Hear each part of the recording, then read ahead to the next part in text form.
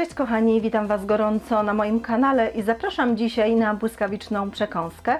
Pomidory z sosem czosnkowym i żółtym serem, czyli super propozycję idealną na kolację, jako dodatek do dań z grilla, czy przystawkę na imprezę. Zapraszam do oglądania filmu. Składniki.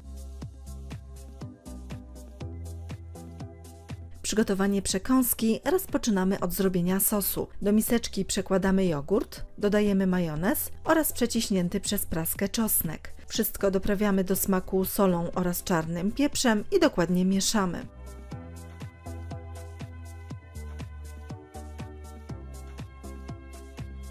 Umyte pomidory kroimy w ósemki.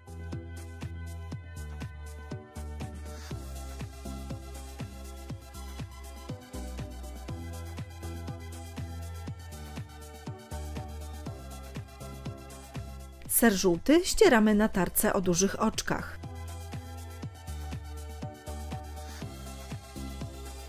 Opłukaną i osuszoną natkę pietruszki drobno siekamy.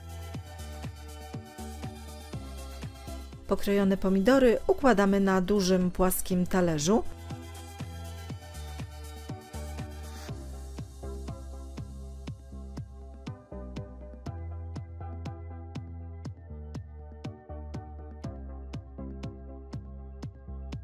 Polewamy sosem czosnkowym.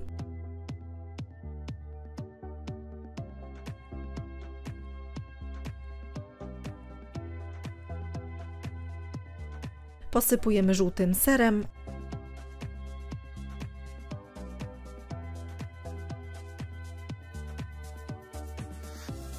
Oraz posiekaną natką pietruszki. Tak przygotowane danie od razu podajemy.